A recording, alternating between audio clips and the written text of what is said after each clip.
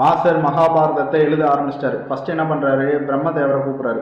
பிரம்மதேவன் வந்த உடனே என்ன சொல்கிறாரு, நீ விநாயகரை நோக்கி பூஜை பண்ணு, விநாயகர் நினச்சாதான் இதை கரெக்டாக எழுத முடியும் அப்படின்னு சொல்லிட்டு போயிறாரு. விநாயகரை நோக்கி பூஜை பண்ணால் அவரும் ஒத்துக்கிறாரு. ஒரு நல்ல நாளாக பார்த்து எழுதுறது 2 பேர் உட்காடுறாங்க. வியாசர் சொல்கிறாரு எப்படி எழுதணும் அப்படின்ட்டு. நான் பாட்டாக படிப்பேன், நீங்கள் அந்த பாட்டை கேட்டு அதை புரிஞ்சுக்கிட்டு அப்புறம் எழுத்து மயத்தில் மாற்றி எழுதணும். நான் அப்போ வாயில் சொல்லிட்டு போயிடலாம், சொல்கிற ஸ்பீட்லேயே வேகம் எழுதணும்ல, எழுதுறது ரொம்ப டஃப்பான வேலை. அப்படி சொன்னோன்னே விநாயகர் நீ என்ன பாட்டு வேணாலும் பாடுப்பா, நான் எழுதுகிறேன், செம ஸ்பீடாக எழுதுவேன் அப்படின்னு சொல்லிட்டாரு. எவ்வளோ பாட்டு பாடியிருக்காரு அப்படின்னு பார்த்துக்கிட்டோம்னா 1,40,000க்கு மேலே பாடல்கள் பாடியிருக்காரு. 25,000 பாடல்கள் காணாம் அப்படின்னு சொல்கிறாங்க. ஸோ லட்சக்கணக்குக்கு மேலே. ஒரு கட்டத்தில் பாட ஆரம்பிக்க அப்படியே விநாயகர் எழுதிக்கிட்டே இருக்காரு. எப்படின்னா எழுத்தாணியை வச்சு எழுதிக்கிட்டே இருக்காரு. போக போக போக வியாசரோட பாடல் எப்படி இருந்துச்சுன்னா மலை மாரி கொட்டுச்சான். அதை பூரா கேட்டு அட்ட டைமில் டிரான்ஸ்லேட் பண்ணி அப்படியே எழுதிக்கிட்டே இருக்கார் விநாயகர்.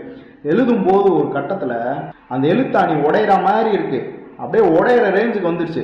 அப்போ என்ன பண்ணுறாரு, அதை தூக்கி போட்டு அட்ட டைமில் தன்னோட கொம்பை உடைச்சி கொம்பு மூலியமாக எழுத ஆரம்பிச்சிடாரு. நீங்கள் எல்லாம் கேட்பீங்க, கொம்பை உடைச்சி எழுதுனா அது என்ன பேனாவா, கொம்புக்கு முனியில் தான் நிப்பு இருக்கா அப்படின்னு சொல்லிட்டு. அந்த காலத்தில் பேனாலாம் கிடையாது காய்ஸ். எழுத்தாணியை மையில் முக்கி தான் எழுதுவாங்க. அதேமாதிரி கொம்பை உடைச்சி மையில் முக்கி திரும்ப எழுதி அதை கண்டினியூ பண்ணி முடிக்கிறாரு. இப்படி தான் மகாபாரதத்தை எழுதி முடித்தாங்க. முடித்த உடனே எப்படி மக்களுக்கு பரவுச்சு அப்படின்னா, வியாசரோட பையன் பேர் சுகர். அந்த சுகர்கிட்ட கொடுத்து அப்படியே அவரோட சீடர்கள்ட்ட எல்லாம் கொடுத்து இதை எல்லாத்துக்கும் மக்களுக்கு பரப்புனாங்க.